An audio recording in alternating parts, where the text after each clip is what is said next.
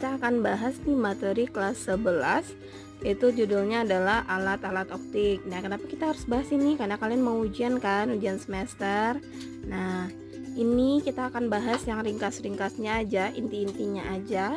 Nah, sebelum kita lanjut, jangan lupa untuk like, comment, subscribe, and share jika kalian merasa video ini bermanfaat. Nah, kita mulai saja. Nah, kita mulai yang pertama di alat-alat optik. Kita harus tahu dulu pengertiannya. Alat-alat optik itu adalah alat-alat yang membantu penglihatan. Nah, kalau di badan kita itu yang bantu penglihatan kita apa? Tentunya mata. Nah, ini ada bagian mata dan fungsinya. Yang pertama itu adalah kornea. Ini sebenarnya kalau bagian mata itu kalian lebih lengkap belajarnya di biologi ya. Cuman kita yang inti-intinya aja, ini kornea itu berfungsi sebagai pelindungnya. Kemudian ada aqueous humor, ini berupa cairan dan fungsinya untuk membiaskan cahaya. Kemudian ada lensa, ini mengatur pembiasan.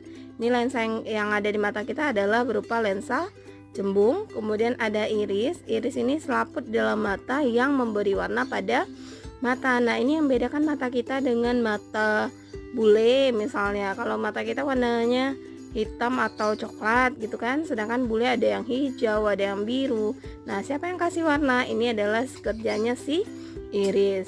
Nah, kemudian pupil. Pupil itu adalah mengatur intensitas cahaya yang masuk ke dalam mata. Makanya mata kita itu kadang kalau misalnya mati lampu misalnya, mata kita itu gimana? Mata kita itu cenderung untuk membesar karena dia mencoba untuk mencari cahaya. Begitu juga kalau terlalu terang, mata kita itu mengecil.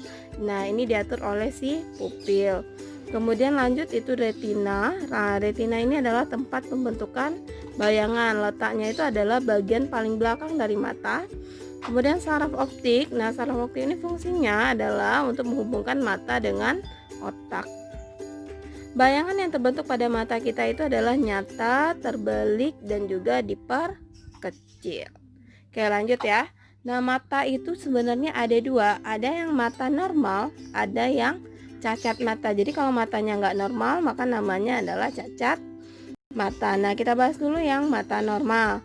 Kapan mata itu dikatakan normal? Kalau bayangan itu tepat berada di retina, jatuhnya tepat di retina. Kemudian PP-nya itu, PP ini adalah puntum proximum. Puntum proximum itu artinya adalah titik dekat yang dapat dilihat oleh mata. Itu nilainya 25 cm.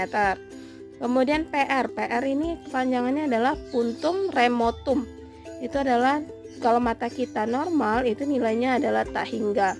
Nah, untuk puntum remotum itu adalah titik jauh yang dapat dilihat oleh mata. Jadi kalau ada jalan lurus saja, maka sampai ujung kita masih bisa lihat andaikan mata kita adalah jenis mata normal gitu ya.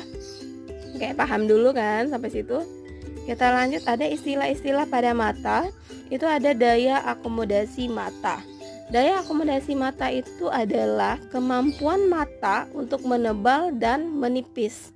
Nah, ini untuk menipis ini adalah melihat jauh gitu. Terus daya akomodasinya maksimum. Kapan dia maksimum? Kalau dia menebal, artinya dia melihat benda yang dekat. Kemudian kapan dia minimum? Kalau dia menipis, ini untuk melihat benda yang jauh. Nah, terus ini istilah yang tadi ya, yang di mata normal ada titik dekat mata, PP. Itu titik terdekat yang dapat dilihat oleh mata. Kemudian ada titik jauh mata, PR. Ini titik terjauh yang dapat dilihat oleh mata. Nah, kita bahas tadi mata itu ada dua, ada mata normal dan cacat mata. Nah, sekarang kita lanjut nih yang cacat mata. Cacat mata itu terdiri dari yang pertama ada miopi namanya, atau disebut juga dengan rabun jauh. Nah, untuk rabun jauh ini artinya dia tidak dapat melihat benda yang jauh. Jadi ada kan kalau misalnya teman-teman kalian itu ketika dia melihat benda yang jauh banget tuh kayak nggak tahu itu siapa sih gitu. Nah, itu artinya dia rabun jauh. Kemudian bayangannya itu jatuh di depan retina. Jadi kalau misalnya ini dia mata kita, tanggap nih mata kita ya. Kalau mata normal itu jatuhnya di sini, tepat di retina. Retina itu bagian paling belakang. Tapi kalau dia si miopi itu jatuhnya di depan. Dia jatuhnya bayangannya cuma sampai sini aja. Artinya apa? Dia itu nggak bisa melihat yang di belakang karena dia di depan kan. Berarti dia tidak bisa melihat yang jauh. Nah, untuk membantu penglihatannya maka digunakan lensa cekung. Lensa cekung itu bernilai negatif. Makanya kalau orang sakit mata atau yang pakai kacamata itu kalian sering tanya kan, min berapa? Nah, itu sebenarnya pertanyaannya salah. Kenapa kita tanyanya cuma min? Karena sebenarnya yang cacat itu bukan hanya min, ada plus juga gitu. Jadi kalau nanyanya itu kacamatanya lensanya berapa, seperti itu yang lebih benarnya ya. Jadi kalau min kalian tanya itu artinya dia rabun jauh. Jadi kalau temannya jawab min 2 artinya dia adalah rabun jauh gitu. Terus untuk titik jauhnya itu dia bergeser mendekati. Nah, kita lanjut. Kalau misalnya dia miopi itu titik jauhnya bergeser mendekati mata. Awalnya misalnya kan tadi kita kalau mata normal tak hingga ya. Atau misalnya dia udah cacat mata juga nih. Paling jauh tuh dia bisa melihatnya misalnya 5 meter. Nah, sekarang misalnya cuma jadi 2 meter misalnya gitu. Artinya apa? Yang jauh tadi bergeser mendekati ke mata. Kemudian untuk kekuatan lensa yang kita pakai, kekuatan lensa itu kita lambangkan dengan P. Maka untuk mencarinya nilai P itu adalah sama dengan min 100 per PR. PR ini tadi apa? Ini adalah titik jauhnya. Nah, yang ini kalau kita pakai nilai 100 di atasnya berarti nilai PR-nya harus dalam sentimeter. Nah, terus kalau misalnya kalian pakai PR-nya dalam meter, maka di atasnya ini nilainya adalah 1. Jadi intinya kalau pakai rumus min 100 per PR, ini nilai PR-nya harus dalam sentimeter. Terus kita lanjut yang kedua atau yang B, itu adalah hipermetropi. Nah, hipermetropi atau rabun dekat.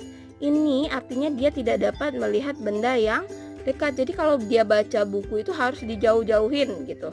Jadi nggak bisa deket-deket. Pernah kan lihat yang kayak gitu? Nah, itu artinya dia rabun dekat. Nah, kalau rabun dekat bayangannya itu jatuh di belakang retina. Nah, tadi kita udah gambarin tadi ya sini. Ini kalau mata normal tuh di sini. Sedangkan kalau rabun jauh tadi di sini di depan. Kalau dia rabun dekat, bayangannya itu jatuhnya di sini. Di belakang lagi dari retina. Makanya dia nggak bisa lihat yang di depan. Terus dia menggunakan apa? Menggunakan kacamata lensa cembung. Lensa cembung itu nilainya positif atau lensa positif ya. Terus titik dekatnya itu bergeser menjauhi mata. Jadi harusnya tadi titik dekat orang normal itu 25 cm. Sekarang dia baru bisa melihat benda paling dekat itu misalnya 50 cm. Artinya sudah bergeser menjauhi matanya gitu. Nah, untuk kekuatan lensanya nilai P itu adalah 100 per SN dikurang dengan 100 per PP. SN ini adalah jarak baca normal. Jarak ini ya, jarak baca normal nilainya 25 cm. Karena ini 25, 100 bagi 25 4. Jadi boleh juga 4 kurang 100 per PP. Tapi kalian nggak bisa pakai ini langsung. Kenapa? Karena ada di beberapa soal jarak baca normalnya itu nggak 25 dibikin, tapi 30. Jadi kalian sesuaikan sama soal. Jadi lebih bagus kalian pakai rumus yang di atas. Oke. Terus kita lanjut. Itu ada presbiopi. Presbiopi ini disebut juga dengan mata tua. Nah, mata tua itu cacat matanya akibat berkurangnya daya akomodasi. Nah, untuk presbiopi itu titik dekatnya itu lebih besar dari 25. Kemudian titik jauhnya itu terbatas di depan mata. Nah, ini menggunakan kacamata bifokal atau disebut juga dengan kacamata rangkap. Nah, ini kayak gini kira-kira nih kacamatanya. Jadi bagian atas itu yang negatif, bagian bawahnya yang positif. Ini biasanya orang yang sudah berumur, dia mengalami presbiopi. Dia udah rabun dekat iya, rabun jauh iya juga, maka namanya mata tua.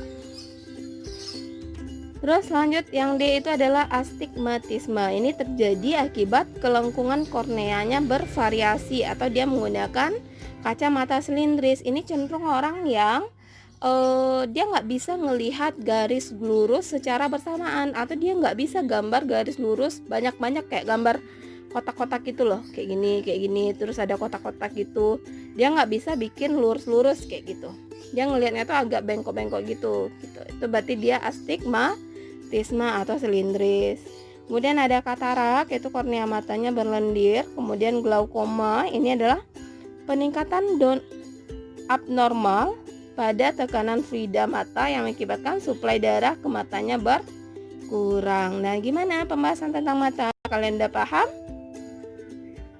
Oke, sekarang kalian pelajari lagi tentang mata. Video berikutnya kita akan lanjut ke kamera. Jangan lupa ya untuk like, comment, subscribe, and share jika kalian merasa video ini bermanfaat. Terima kasih.